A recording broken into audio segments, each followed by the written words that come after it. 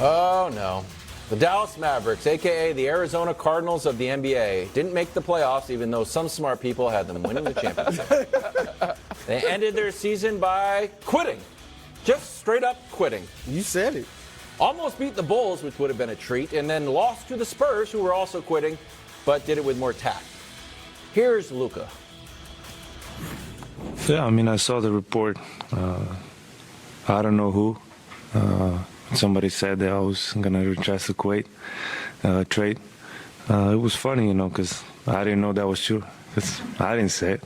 I know what you're saying, but I'm happy here, so there's nothing to worry. Does he look happy? Totally fine. All right. Great. I said I wanted to compete, and, they took the ball out of my hands, made me sit on the bench against the Spurs, and we lost, so I'm just not happy. All good here. Nick, you had this team winning the championship. I did. Turns out they quit. Yeah, I think listen, he should hate it. He should hate every part about how the end of this season went. Now, probably wouldn't have mattered. OKC needed to lose one. They didn't. Now, I guess you could argue, had the Mavs won on Friday, would OKC have felt the pressure? I don't think so. That was a game that the OKC's opponent wasn't playing their guys. They were probably out of it. But they were alive in game 81, and they waved the white flag. And I hate it. I think he hates it. Do I think that is going to be the determining factor in his future? No. Do I think the fact that they panicked as a franchise at the trade deadline, gave up their flexibility in order to tie themselves to Kyrie Irving, is going to lead to their inability to field a championship-level roster next year? And could that then lead to the clock seriously ticking on his tenure in Dallas? You bet your ass I think that. The day they traded for Kyrie, I said I thought it might work out for this year, but it will be one of the first parts of the story of why Luka's leaving Dallas. They have not done a good job here.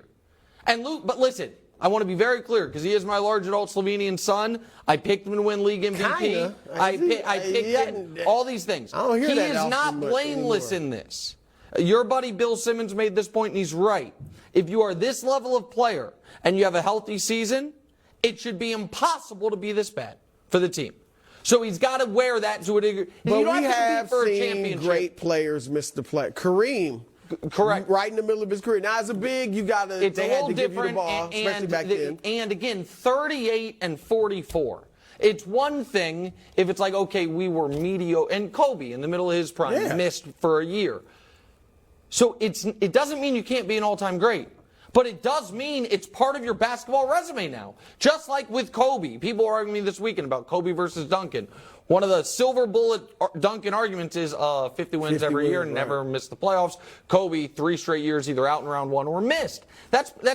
So for Luka, this is a killer for him, even though individually he was very good on the offensive end. But yeah, he should be furious. He should be furious about everything that led to this and that they gave up. I agree. And Wiles, you used the right word earlier. Quit.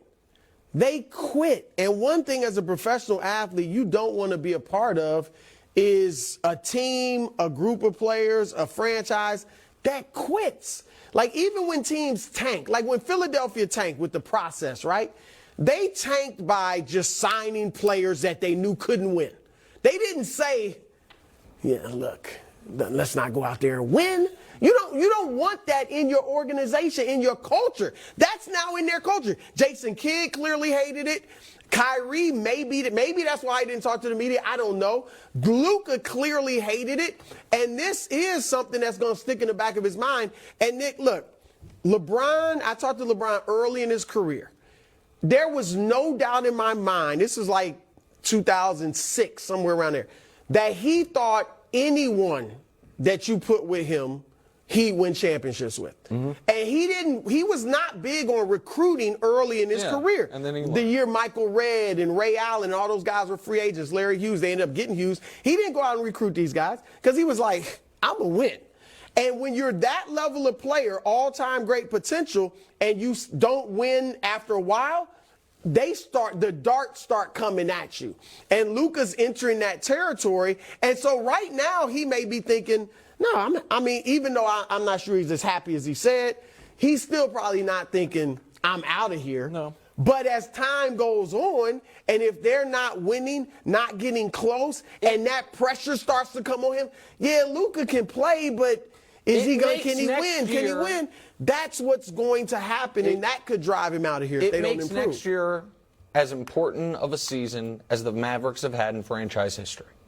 Because next year will determine whether or not we look at this year as the aberration or the Western Conference Finals appearance as the aberration. And that will then, because here's the other part of it.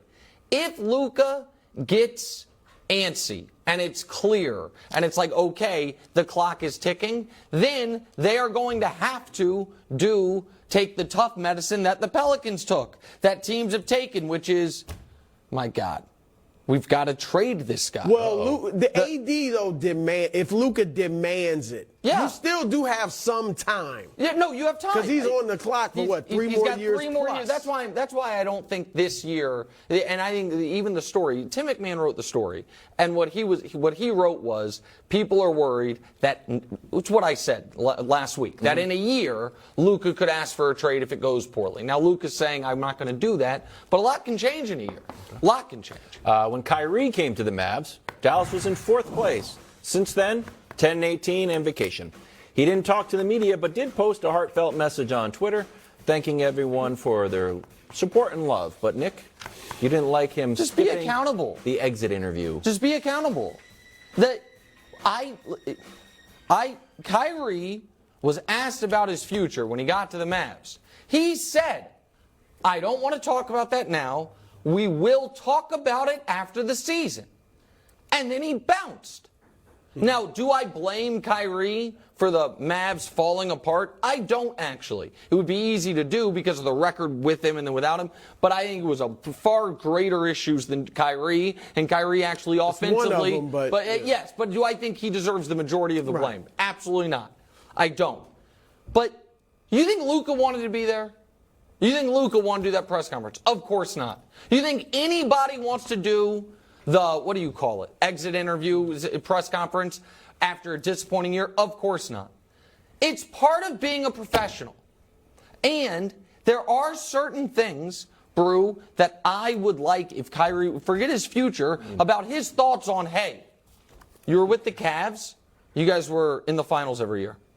You then wanted to leave there. You went to the Celtics, who were in at least the conference finals every year, except for when you played when they weren't. Then you went to the Nets, and they were around two ceiling. That's why I didn't go. And then you went to the Mavs, and they're out of the playoffs. How much of this is on you? Can I play a piece of sound, bro? Yeah. Because this is what happened in last year's exit interview, this famous quote. Take a listen.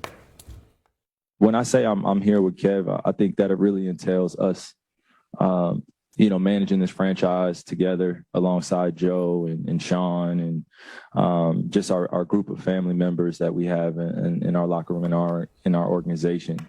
Okay, so that was last year's exit interview, so I don't really know the value of... Well, you think he thought last year's where it started going haywire.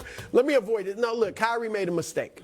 Kyrie made a mistake by not talking to the media because by all indications and reports, even though they didn't win, he was behaving fine in Dallas. He was getting along with his teammates. There were no controversies. Now, I know that 2 months or whatever it was doesn't override all the past. However, it did put it in the background a little bit. This just reminds you, yeah, Kyrie can be a problem. Oh.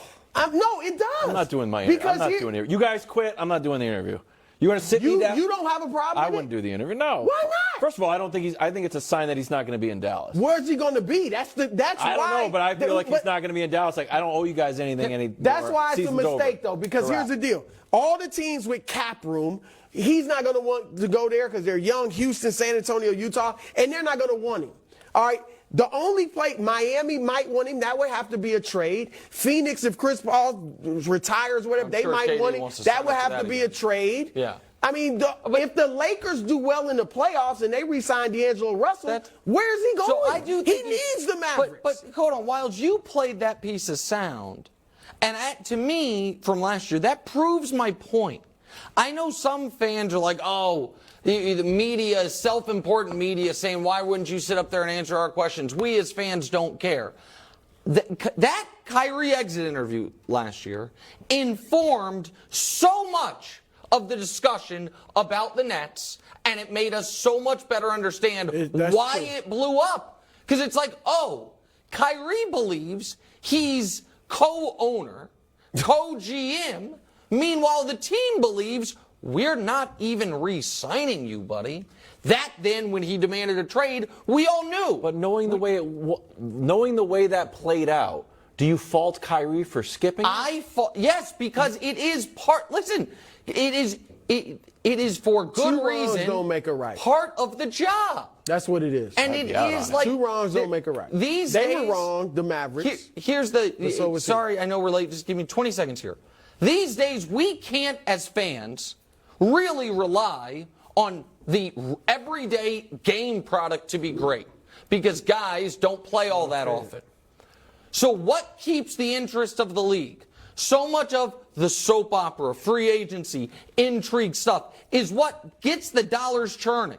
Skipping out on these things is bad for business. And we're all in the business, the players more so than anybody. You got to do it. So what would you offer Kyrie quickly? I'm offering, if I'm Dallas, 1-year team option for a second. Max, I'll pay Agreed. you Deal. big money. max, but 1 year max? 1 year max. With a team option. Team option for the second year. I'm not taking that. Yeah, okay, good luck getting something better. Okay, I'm going to.